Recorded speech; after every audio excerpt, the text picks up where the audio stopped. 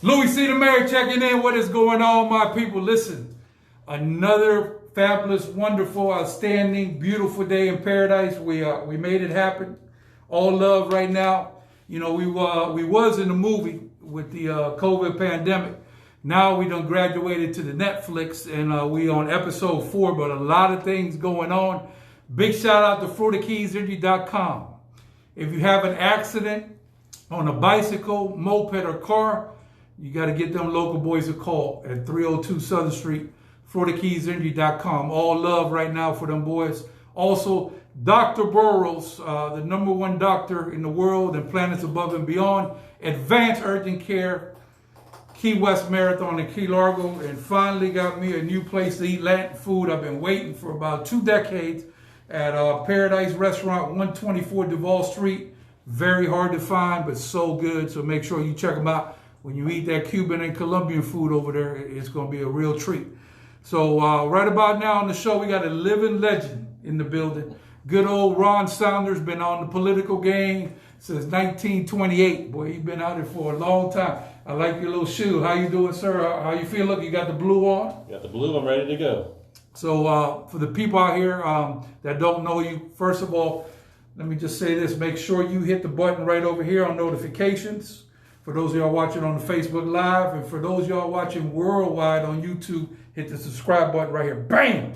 So, Ron, there's a lot of people here that have no idea who you are. You want to break it down for them? Give me a little intro. Well, a 5th-generation native of Key West. My dad, Jack Saunders, was a judge and state legislator here. I grew up down here, went to Key West High School. Gotcha. Played football, basketball at Key West High, went to the University of Florida, undergrad in law school, came back, went into law practice down here 40 years ago, started in 1979. Done a lot of things since then. In 1986, I was elected to the Florida legislature. We have one House member, and I went up there for 8 years. Got a legislature, went up to Tallahassee, got married, had a kid. Came back to the Keys, and in 2006 ran for my old seat and won it. I served in the legislature from 2006 to 12, got out and been doing some things. And then about 3 years ago, I did something different. I got asked by the radio station, 104.1, if I'd come in and fill in for Bill Becker on Fridays. And I said, sure. And my first official day was Friday, September 8th, 2017. Right in the middle, smack in the middle of Hurricane Irma. So we were the only station on the air during the hurricane, and then after the hurricane, we stayed on for several weeks, and that was a once-in-a-lifetime experience. So between the law and politics and the radio, had some interesting things happening. No doubt about that. Shout out to Bill Becker out there. Shout out to the big boss, Rick Lopez, Florida Keys Media, and Ezra. We're going to miss that boy. That boy been gone. He's running to Sarasota to be close with his dad who's been ill, so we wish him the best. Yes. Also, if you want to sponsor this podcast, make sure you inbox us, and we'll make sure to take care of you. So on this show, Ron, we call the meats and potatoes, and we keep it blood raw. So anybody who's got any questions, feel free to come on the podcast right now. And I got Who is Mike Knowles working video production today. All love. So any questions we got, we're going to make it happen. So I guess the first thing is a hot climate. I mean, what's the temperature out there? It's pretty hot today. It hasn't been as bad, but I tell you that political climate, rarely do it go below 100 degrees. It's 100, 102. Some days it go to 106. It's a hot climate out there. So let's break down some of the local elections, city and county. So I'm going to let you go ahead and kick it off. Anyone you want to start with, go ahead and make it happen. There you go. There you go. Obviously, the city of Key West has its elections. We have the mayor's race with the incumbent Terry Johnson. And we have former city commissioner Mark Rossi and local realtor Rick Haskins running for mayor. Interesting, in that kind of race, there's a runoff. If somebody doesn't get more than 50%, as what happened with Terry Johnson last time she ran for mayor, there was a runoff. There may be a runoff this time if nobody gets more than 50%. Then you have 2 incumbent city commissioners, which is unusual. Usually city commissioners that are incumbents don't get opposition, but both Clayton Lopez and Billy Wardlow both got opposition. So those city of Key West races, I think, are going to have a pretty good turnout. Okay, so let's be clear, because a lot of people have misinformation. So we want to give them correct information. And a lot of people misinformed, so they don't know the rules and regulations of politics and voting and the whole 9 yards. So explain to people what it means 50 plus 1, because you have 3 people in the election. So can you just break that specific thing down so like that people know how a clear-cut winner could be determined? Well, there are different types of categories of races. You have local, state, and federal. Right. So, for example, the local races, you actually may need a runoff, where you need 50% to win plus one, a majority vote. Whereas in the state races, for example, you don't. So, as an example for that, in the state house race to succeed Holly Rashine, there were 3 Republicans running, but whoever has a plurality in the primary will win the Republican nomination. There'll be no runoff. If they get 48%, there would be no runoff. The highest vote getter would move to the general election in in November against Clinton Barris. But in the local races, you do need 50%. So if there's more than 2 people in a race, there could be a runoff forced, for example, in the mayor's race or perhaps even in the Clayton Lopez race, because he has 2 opponents also.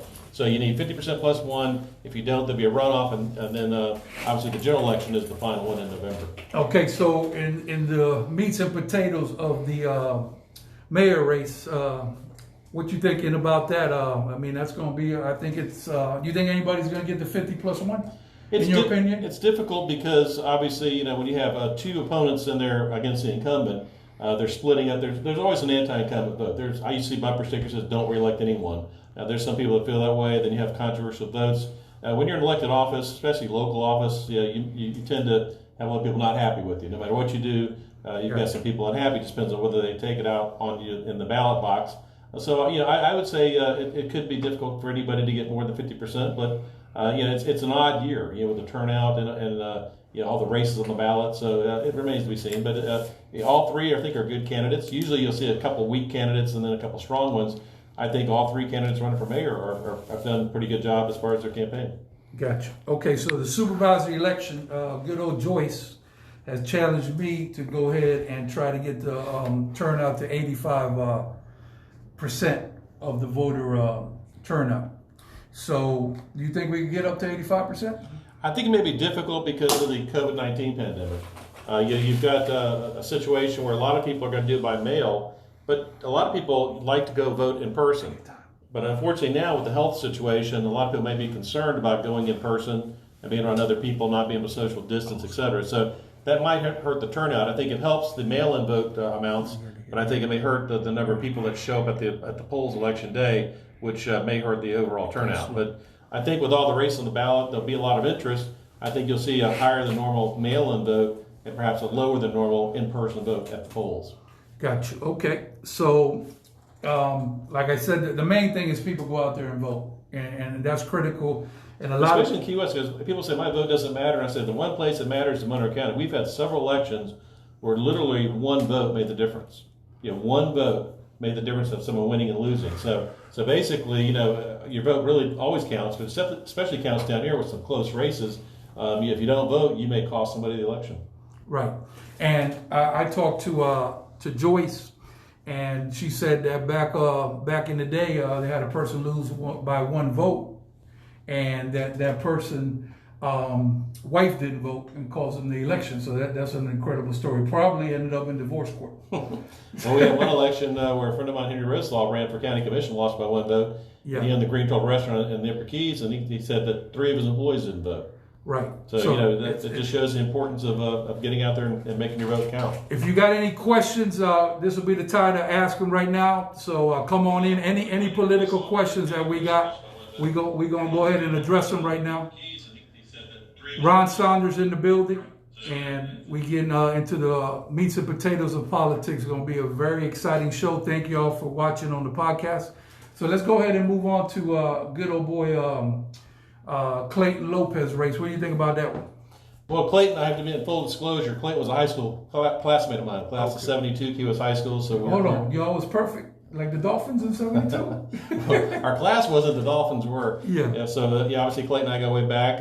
And once again, it's unusual for an incumbent city commissioner to get strong opposition. He's got 2 opponents. Gotcha. But I think Clayton will be judged on his record, and I think it's going to be an interesting race. The 2 that are running against him aren't as well known. And so it just depends if there's an anti-incumbent wave out there, which I don't really see. So I think Clayton's chances are pretty good. I got you. So I got Scott Young checking in from Jacksonville. Stay, my friends. Yep, you do. We got, this boy, good old Mikey Story. Everybody knows Mikey. And also Sherry Culpepper.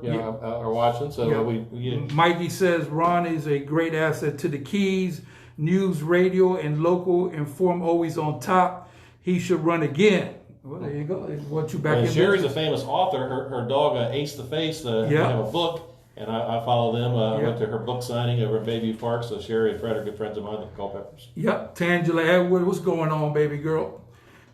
Scott Young says, keep up the good work, Ron. So that's awesome. Brian Schwartz from Tallahassee. From Tallahassee. So now, see, we wasn't going to get to Tallahassee here, but I guess we got to do it now. Since Brian during the time when I was in between legislative times, I was in Tallahassee. I was actually a partner of the law firm in Tallahassee, but I was an entrepreneur. I started up I got the Sloppy Joe's franchise for Tallahassee and started up in the League of Cities building, a couple blocks from the Capitol. It was, as you know, the hottest bar in Tallahassee, according to the beer and liquor people. We were the #1 grossing bar in Tallahassee. Right. Had some young guy named Louie Rock come in and do some work with us, promote it. It was a hot spot. And Brian Schwartz was another promoter up there, and we had a great time. It was people said, how'd you like it? I said, well, I liked it except for you have a bunch of 20-year-olds handling all your cash, and you're out there at 3 in the morning. You got to make sure it's there. So that got old, but it was a great experience.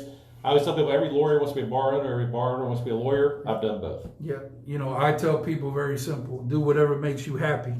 And my man Brian was up there in Tallahassee. I pulled up. I'm a 305 Dade County Hurricane all the way. So I pull up with all my stuff. You definitely outnumbered in Tallahassee. They're trying to chop you down the whole 9 yards. But shout out to Jack Knowles out there, alumni from Florida State. But I appreciate the VIP treatment. I got out there at the Sloppy Joe's, and it was very fun and very exciting. And like I said, unfortunately, we're not able to do entertainment at this time.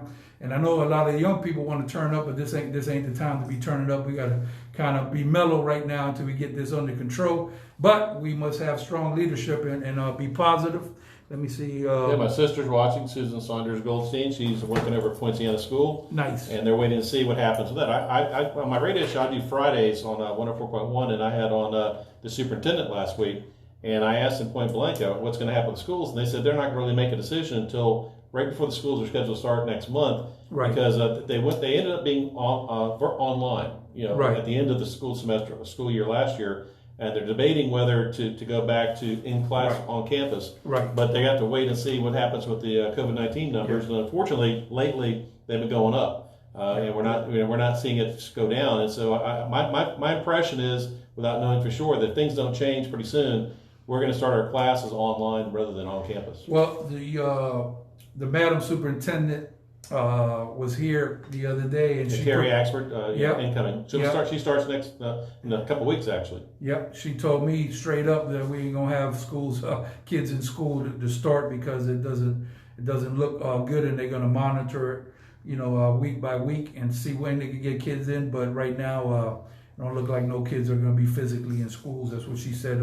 Because you'll hear a lot also, kids aren't as susceptible. But the thing that people don't realize is it's not just the kids you got to worry about. It's the school teachers and the staff, and also those kids taking anything they catch back home, right, where their grandparents or parents may be there. So you got to be concerned not just about the students, which are obviously a big concern, but also the people that are around those students. And it's better to be safe than sorry. People have underestimated this virus. We keep hearing it's going to just disappear or go away. It isn't going away. I've had Dr. John Norris on the radio show several times. Dr. Boris has been on, and they're very concerned. I think the Keys have been doing pretty well relative, let's say, to Dade County, but not well enough that we can just take it for granted. That's why I got my N95 mask that I wear outside. I got my shield on today. The whole shield. You got to be safe. You got to be safe, and you got to protect. And it's not just yourself. You're protecting other people. And I keep hearing that. Why should I wear a mask? I'm in good health. Well, it's because you got to respect other people. And you can't be sure that someone hasn't been around somebody. And one of the things I'm really disappointed in is the lack of testing. I would think by now, after let's say 5 or 6 months of this, that you should get a test right away, get the results right away. We're not seeing that. Dr. Norris had his video this morning that I watched, and he said it's a wait of 8 to 10 days to get the results, which almost make them useless because from the time you take the test to the time you get the result, you could have been exposed again. So if it comes back negative, that really can't give you a lot of confidence because you could have done something in between. So I think we really have to end up where we're going to have instant tests, which I thought we were going to have when this thing first started. We take the test, you get the result right there. But if it takes more than a couple of days to get the results back, they're almost not even worth taking. Well, I only know how to say things we call blood raw on the program. And I like to deal with facts. So what had happened was on March 3rd, a gentleman named Dr. Burrows went to the city commission meeting and said, listen, you got a Hurricane 5, a typhoon, or earthquake, a tornado all coming in at one time. So like the rest of the nation, nobody really was prepared. So then I assembled a committee of different people, and we basically come up with solutions. That was almost 3 months ago. About almost 3 months ago, we was ready to test all 80,000 people. 3 months ago, they said we got a storm coming is a problem. So the problem is that at that time, tests were not free, and nobody in the city or in the county, I believe, wanted to write a check to test everybody in the whole city and county. So it didn't happen, so it started going slowly. So now, here we are, and now everybody want to come at one time. So just to give it to y'all straight, number one, don't panic, don't be scared, but see how cases go up. I'm going to say this, I say this almost on every podcast. New York City all the way up to the ceiling. You had the governor on there every other second. Now they came on the other side. We far, let me be clear, we're far from hitting the peak. So there's just no way around living without COVID-19. So tests are going to increase, more testing, more positive results. And like Ron said, all you can do is do the best you can. Your job is to go out and come back home to your family alive. That's all we can do. But anybody thinking a miracle going to happen an hour from now, unfortunately, it's not going to happen. But don't be scared. You can't have leadership that's scared. You got to go ahead like a captain, go through the sea, perfect storm, the whole 9 yards. And I think what's happened is that, you know, we've got a lot of panicking going on, but we're not exempt from the world. This is worldwide in the Keys, and it is what it is. And I got to tell you, for the most part, I'm seeing people complying. I don't know about you.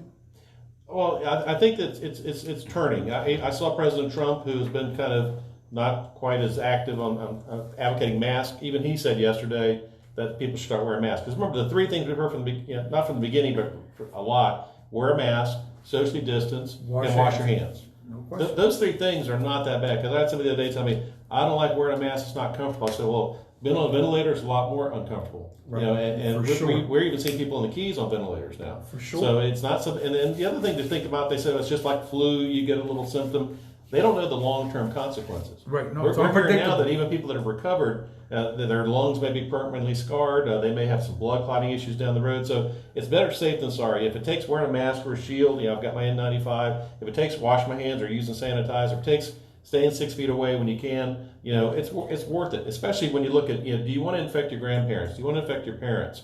You don't want to affect someone that's really close to you. Just take that extra step and be careful. Yes, and no doubt about that. And we just have to stay on top of it. And all I would just say is very simple. Please don't be part of the problem. Be part of the solution. And once again, for y'all COVID police people that have nothing better to do, you go out places that you have no business being because you don't go there, and you start putting stuff on social media and look at Billy and Bobby not wearing a mask. This is not what you need to do. Work on something else that's positive, because all we're doing is panicking people and causing mass commotion. This is not necessary. So please stop that COVID police stuff that you have no business. Stay out of people's business. For example, if you go up to somebody in a grocery store, right now, it could go either way, which way they handle it. Some people die because of it.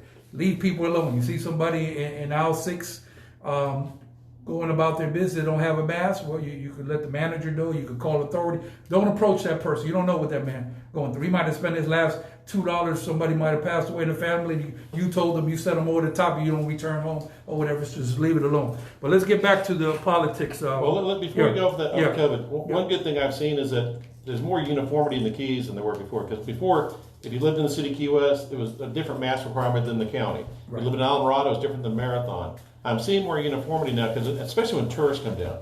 Because it's confusing to a tourist that's not familiar with our local ordinances. Do you wear a mask when you're outside? At first you didn't have to, as long as you could socially distance. Right. But in Key West it said you got to wear it anywhere, whereas the county didn't say that. So the more that we can get all of our local governments in sync, because I would prefer to have it come from the state. I would prefer for the governor to come out and say everybody needs to wear a mask. That would take care of it. Yeah. But for whatever reason, political, whatever, they didn't do that. And I think that's been disappointing. But I think as the message gets out there, and like I said, even not being political with President Trump, I'm saying the fact that he might wear a mask now will send a strong message. Because it's unfortunate it's become political. I've tried not to, you're talking about politics. When I was in the legislature, my district, people say, you're pretty nonpartisan. I said, well, my district was 1/3 Republican, 1/3 Democrat, and 1/3 everything else. I couldn't afford to be too liberal or conservative because my district was a moderate district. And that's why, I had Holly Rashon as my legislative aide. She was a Republican. I was a Democrat. We got along. She obviously took my seat after I got out of the legislature. So down here, people aren't that partisan. And that's why the mask wearing thing kind of got out of hand because it became partisan. I had a lot of my Republican friends say, I'm not wearing a mask. I said, why not? I said, because President Trump is kind of, not for it. Well, so what? He's entitled to his opinion. Yeah. But my opinion is, wear a mask, wash your hands, and socially distance. Okay, and Ron's being nice, so I'm going to give it to y'all blood raw.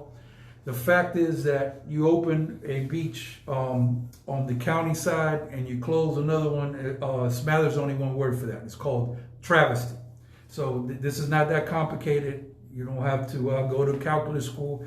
We must get on the same page. Dade and Broward, long jurisdiction to get from point A to point B. So I don't care how we do it. We got to get on the same page. Like, for example, closing down US 1 at this time. The answer, Ron DeSantis, no. Let me say it again. Closing US 1 at this time, no. Ron DeSantis ain't going for it. So the other day we had a vote on lobster mini-season. Now, correct me if I'm wrong. Why the hell do we vote on something or talk about something for 4 hours when we don't have any jurisdiction on that? We don't have no jurisdiction. Even if you vote 42-0, we can't. Why waste people's time with it? Well, I think it was making a statement because a lot of people out there were reacting to having a lot of people come into the town, in the county from other areas, particularly from Dade County, that are day trippers, for example, and perhaps bringing the infection with them. The problem is, once again, you're correct. The lobster mini season is a state issue. I mean, the local governments, have a say. They can ask, because they see it all the time. They send me a resolution, whatever. Say thank you very much, but right. I'm still going to do what I think is best. They had really no official say. And in fact, they had a Fish and Wildlife Commission meeting. I think it was yesterday. We have Robert Spotswood, who's a local, who's chairman of it. But even the commission is not going to take any action because what happens with the mini season, and I wasn't a big fan of mini season, but what happens is it was put in because there was a conflict with the commercial fishermen and sports fishermen when it started on the same day. Right. And so, there may be some, and I even heard a suggestion that may be worth looking at. Start the commercial season first, let them get their traps out, and then have the lobster mini season after that. That may be a way to get around that situation. But once again, lobster mini season or not, if people don't come down here and they do not observe wearing the mask or socially distancing, it's going to be a problem. Because sooner or later they're going to come off the water and go into a bar or a restaurant, and if they're not taking proper precautions, they may be spreading the virus. What I have a problem with is I believe they had 800 some people check in the other day, the county commission meeting via the Zoom. I didn't watch the meeting, so I'm getting this from very reliable sources. I don't like for y'all to be telling people that you're not wanted down here. I want y'all to go ahead and say thank you for coming down here. We hope that you follow our guidelines and respect the island. Now, a person that watched me told me that they didn't say, no, the message was we'd rather you not come. So I'm 100% against that. I don't care who it is, what name it is, what position it is. I vote on my side to get you out of there completely because this is about customer service and tourism, and we can't be treating tourists like this. If you come down here and you spend $8,000-9,000 or whatever in every corner, they're trying to break your chops on something, then you don't feel wanted. When everything goes back to normal, they're gonna go somewhere else. So this got to stop, and leadership is scared, and that's why I'm calling for a change. And I don't appreciate that. Matter of fact, any tour, if you're watching from anywhere and you want to come down here to the Keys, let me be clear: the Keys are wide open. We welcome you. We have restrictions on some things down here. As long as you follow that, you should be good to go. I apologize. People are panicked down here. I'm not panicked. I'm working with open arms. I'm not scared. I'm not running. I'm going to continue to do what Ron says: wash hands, social distance, put a mask on. But you can't have it both ways. The last pandemic lasted 4 years. And whether you believe that or not, whether you agree the masks work or don't work, Heather Carruthers was on this morning with Bill Becker on Morning Magazine show. She said something that's important. She said, we need a healthy population, but we need a healthy economy. And you need one for the other. And whether you believe masks work or not, if you don't wear the mask and the numbers go up, they may have to look at closing it down. And our economy took such a big hit. And I feel so bad for the businesses that closed, the employees that lost their jobs. And then the worst part is we're right back to even being worse than we were when we closed. Right. So that's the frustrating thing is we took the hit. A lot of people lost a lot of money. The state of Florida, I'm so ashamed of the state of Florida government for not having a proper unemployment compensation system. When I was in the legislature and Rick Scott was governor, we had major battles because it was intentionally done to prevent people from getting that assistance. Because they thought, we don't want to have to pay people to not work. Well, nobody envisioned this pandemic, and unfortunately, I know a lot of people that I refer to highly rash on that said we can't even get through. The computers, keep going down. We're not able to get the money that has been set aside for us, and a lot of people had a hard time, buying groceries because they lost their job, and the state of Florida did not step up. And hopefully it's improved. But I mean, I think people need to know that if they have to stay home, let's say they have to watch their kids. Let's say their kids are young, they don't have a babysitter, they can't afford childcare, they have to stay home, and they can't go to their job. What are they going to do for money? And so that's the key part is basically making sure that people that for whatever reason don't have a job or can't work get the proper assistance from the state and federal government, and the money's there. I mean, they put billions of dollars up, but then instead of it going to the people that needed it, it went to multinational corporations. It went to places that shouldn't have gotten the money instead of going to the people on the street that really need that assistance to survive. Okay, I got some people checking in. Look, I got good old Amber Archer Acevedo. Yes, the legend. The retiring principal of U.S. High School. She got out right in time. Right in her time. Timing has always been impeccable. And the story about Amber, as I said, I graduated in 1972. Some of my classmates were Clayton Lopez, Cheryl Cates was in my class, Stephanie Monsevich. We had a good class there, but our class was the very last class for Glenn Archer Jr. Her father, Glenn Archer, was the principal of U.S. High School, then went to administration. Great principal, great friend of my father's.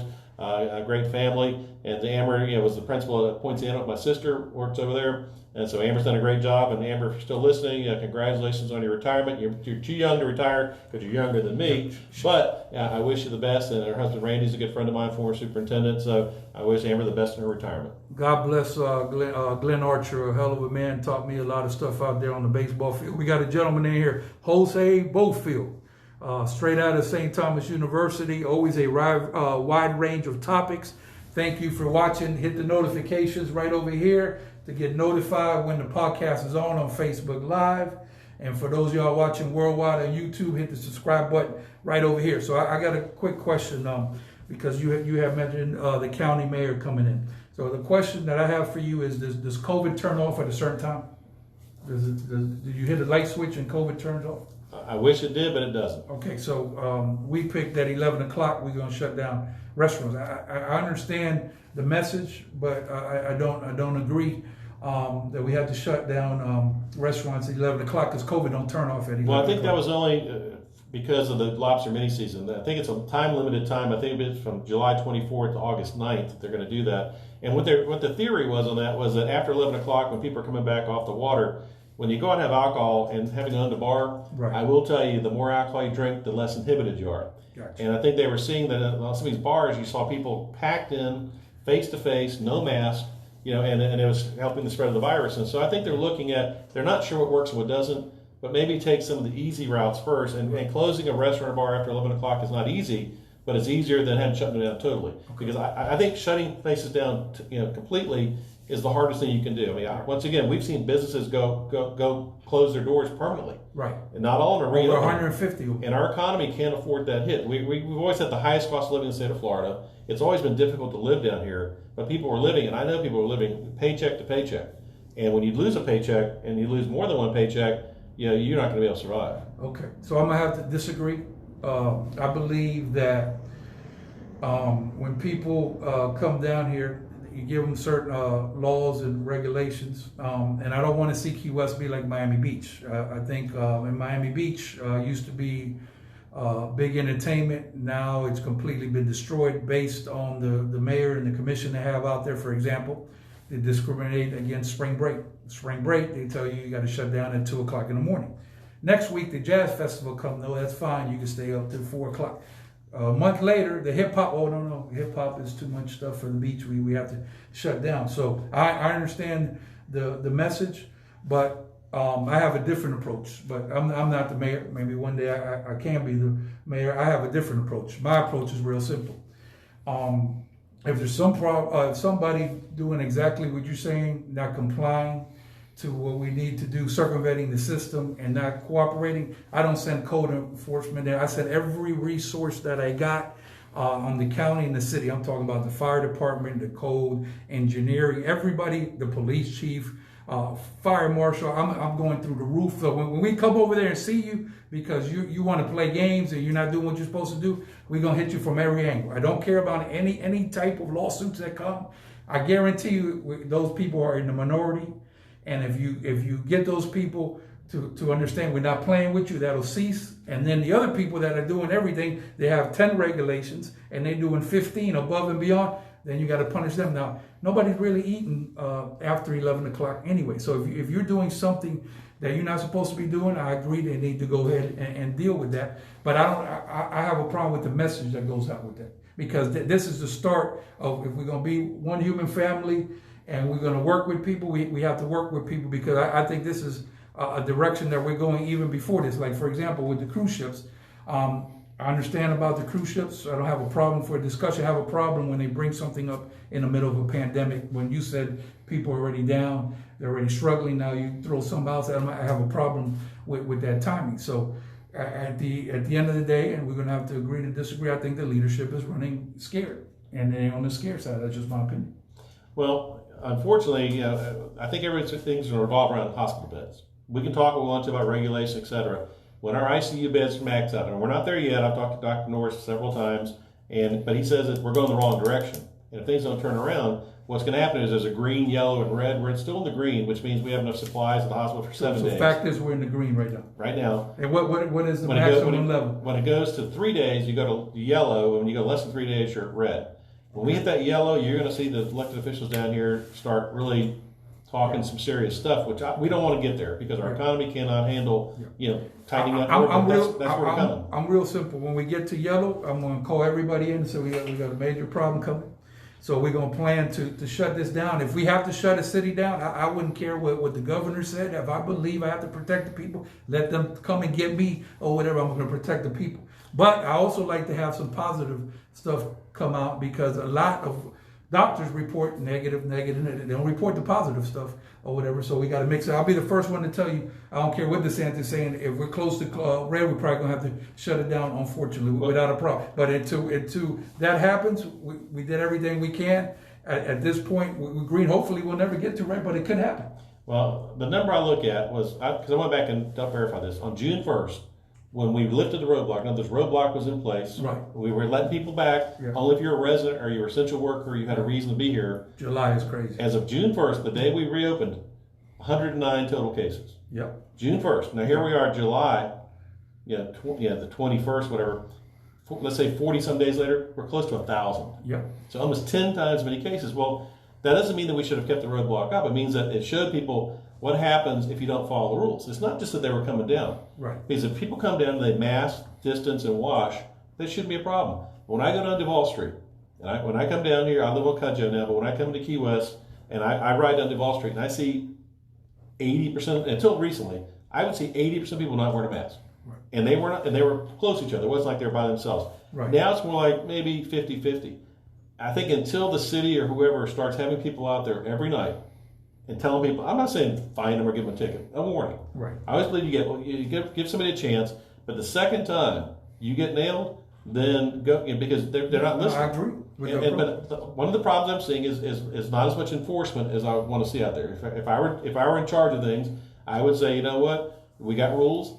You might like them, but you're going to follow them. Because if you don't follow them, you're going to pay the consequence. And I don't see that happening enough. I think they go on something like making a singer pay $250 fine the first time they get caught.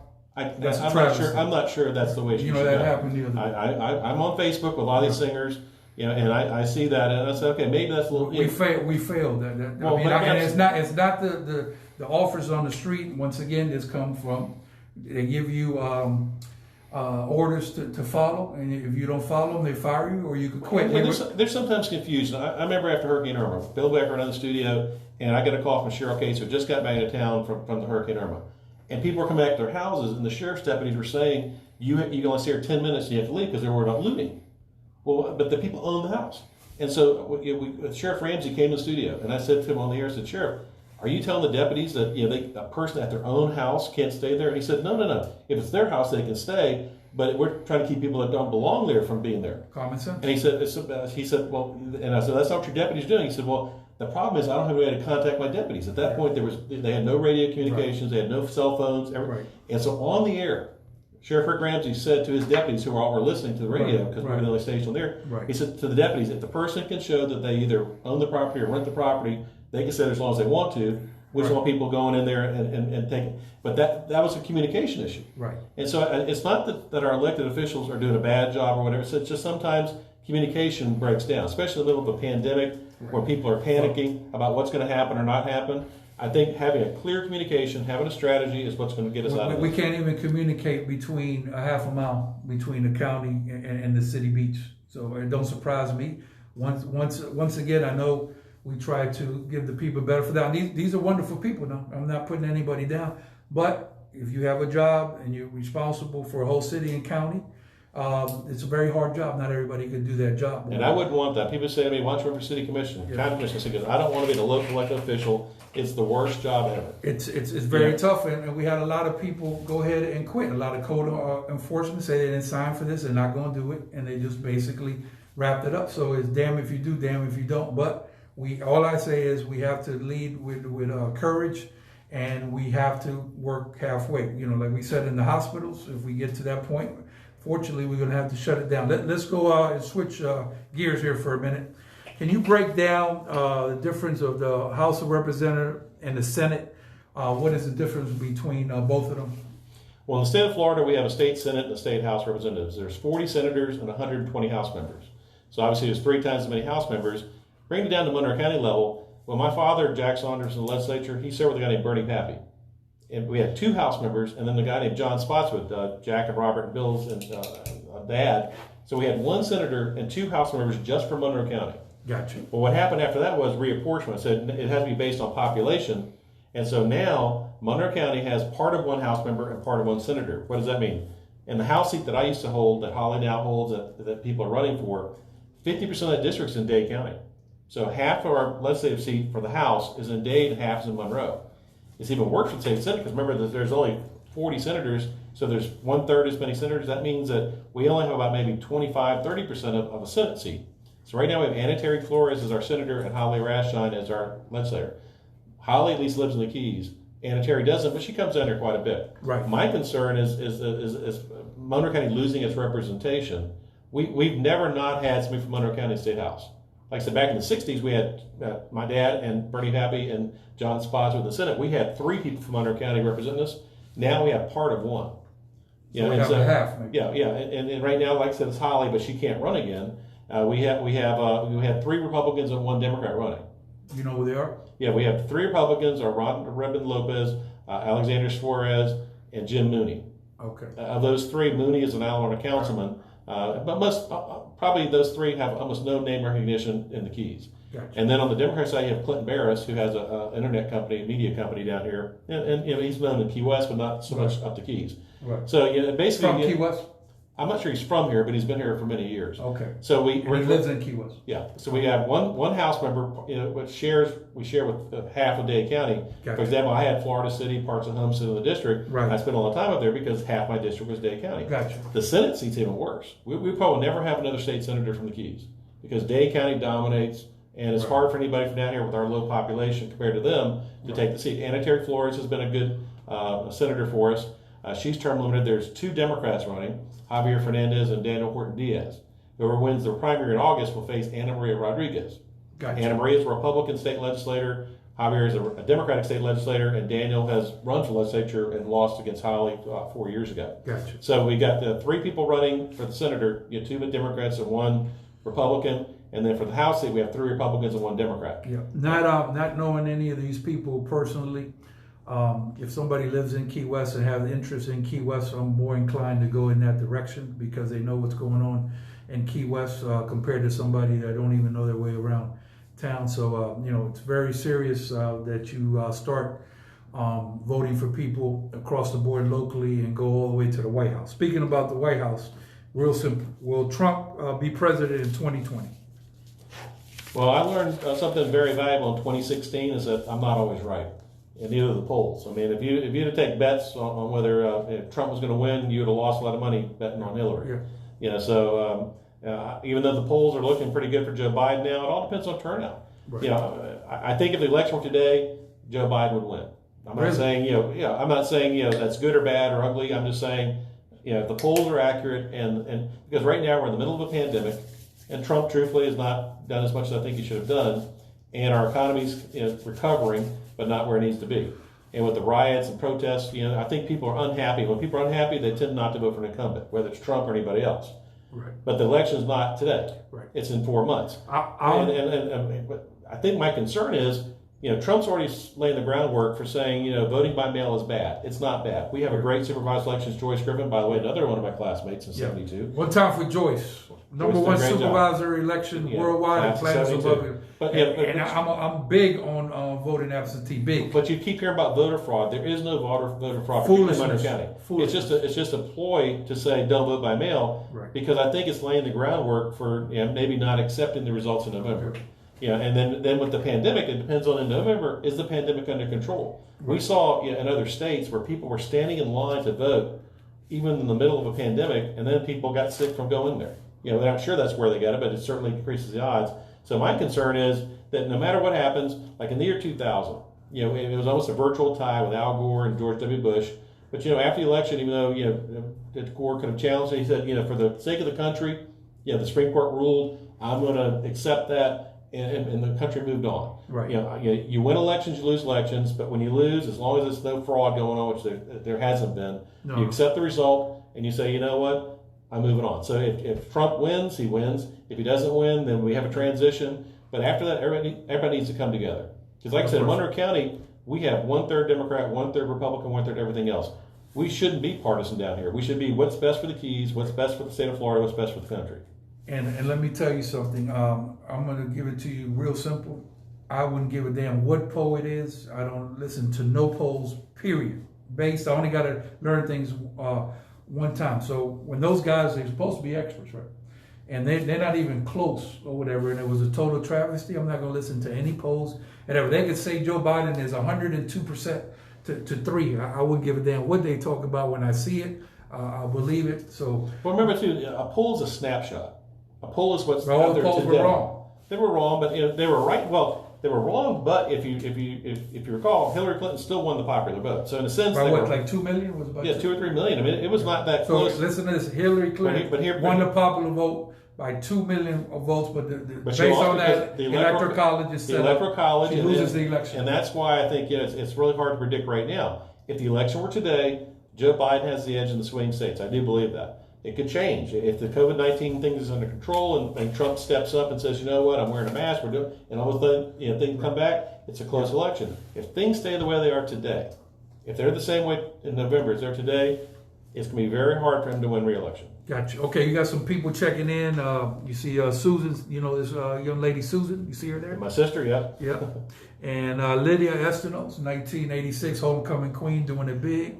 And who's that? Doe, Roxy, and Robert. Thank you for checking into the podcast. Make sure you hit the notifications right over here. Those of y'all watching on YouTube worldwide, hit the subscribe button right over here. And if you want to sponsor the show, make sure you inbox us. So now I'm going to throw something at you. This is outside the box, unorthodox. But this is the problem that I'm having. Okay, so the street gangs, the Bloods and the Crips, right? Yep. Okay, so the Bloods and the Crips don't mix. One's on one side and one's on the other side. So the Bloods, for example, can have the greatest idea in the world. The Crips don't care how great an idea the Bloods have. They're never going to buy in. So to me, I believe that sometimes that there's great ideas out there, but because you're on the other side, whether Republican or Democrat, it could be compared to that. I know it's an orthodox way to put it, but to me, I don't know. I think this is outdated. I think this system does not work because, like I said, Democrat might have a great idea and they just vote against it because you're a Republican, vice versa. How the hell do we change in these times? It's a new day. Is there a way to change this completely because nobody came up with anything new? I think what you have to do is you have to look at who you're voting for one thing. I try to be nonpartisan. I think Holly Rash has done a good job. She's Republican. Right. She's done a good job reaching out to Democrats. The problem has been the way we've redrawn the seats. With redistricting, it became very partisan. So what they did was they made the seats very, very conservative, very, very liberal. In other words, I was an anomaly. When you say the seats, what do you mean? The legislative seats. Okay. The legislature and Congress are done by population, so every census, every 10 years, they redraw the seats. Okay. So coming up in a few years, they're going to do it again. And it's based on population. And I've been through two of them. I went through it in the 90s. I went through it in the last time in 2012. And what happened was the Republicans who were in charge made the seats either very safe for Democrat or very safe for Republican. So, for example, when I was in the Democratic caucus, I was the leader, but I was unusual. I was a WASP. What do I mean? I was a white Anglo-Saxon male Protestant, which as a Democrat in the legislature was a rarity. Because what they did was they drew the seats for the Democrats. Most of the Democrats were either black or Jewish, because that's the districts they represented. So they made the seat very difficult for anybody that wasn't in a black or Jewish persuasion to win a Democratic seat, and they made the rest of the seats Republican. And so what happened was, for a Republican to win the legislative seat, they had to be to the right. They weren't worried about losing to a Democrat. They were worried about losing to a Republican who was more conservative. On the Democratic side, you weren't worried about losing to a Republican. You were worried about losing to somebody who was more liberal than you. Right. And so what they did was they made the legislature and Congress, which were already partisan, more partisan. And by doing that, they made it so that it's very hard to have a consensus. When I first ran for the legislature, one of my strengths was I said, I will build consensus. I can work with anybody. But now that's not rewarded. That's actually used against you. You know, I guess this is why the state we're in. Yeah, well, when I first met with Rick Scott was the incoming governor. I was the incoming Democratic leader. I'd been selected by every Democrat House member to be the incoming leader. And he said, how are you and I going to get along, Ron? And he met me in Key West. I said, how are they in Beachside? We actually had a one-on-one meeting. I said, Governor, I'll tell you what I've told other people. They didn't like Obama. I said, when he got elected, he was your president. You don't just represent the people that voted for you. You represent everybody when you get elected. I said, even though people didn't like Obama, so you have to respect the office, he's your president. I said, Governor, I didn't vote for you. I voted for Alex Singh. This is back a few years ago. But now you're my governor. If I need something, I'm going to come to you. I said, if I agree with you, I'll stand next to you and say, I support what he's saying. Right. If I disagree, I will disagree, but I will not attack you personally. I won't call you stupid or corrupt. Yeah, he almost got teary-eyed because he was getting attacked personally. I said, I don't believe in personal attacks. When I ran for office, I never attacked my opponent personally. Right. I said, I ran on the issue, I ran on my experience, but now these days you see some of this stuff, even today in some of the elections, it's all personal attacks. Right. Yeah, they're communists. Yeah, they're communists. They do this. They do that. Well, yeah, then when they get elected, that's how they govern. They govern under a nasty. The other side is evil, and our side is good. Repercussions. And what happens is, when these elections get so partisan and so nasty, that when they get elected, they govern that way. That's unfortunate because I think the partisanship has gotten things out of control, and now it's become almost a cult of personality, where if the leader says something, you do it whether you agree or not. And I think you have to mind your own, whether somebody says wear a mask or not, you have to say, okay, I saw something that said, now should I believe the doctor or the guy who's sitting next to me and barely passed biology? I don't think I'm going to go with the doctor. If a doctor tells me, if I don't agree, that you need to wear a mask, I'm wearing a mask. I'm wearing a shield. I may not think that's the right way to do it, but you know what? He knows more about it than I do. And so I'm going to listen to the doctor. Gotcha. And I think this is the problem here that happens is that people don't learn how to work together to be part of the solution, and it becomes a big problem. And to me, to be honest with you, I vote for the person that I think is best suited for the job. If you run in a business, you hire different people, and you look for candidates that are best qualified for the job. So this is the problem. A lot of people are not going out there and just voting for an individual. They go down party lines, which brings me back to one side or the other side. And I think you got to look at people individually and see exactly what is going on. Let's see. Oh yeah. We're having technical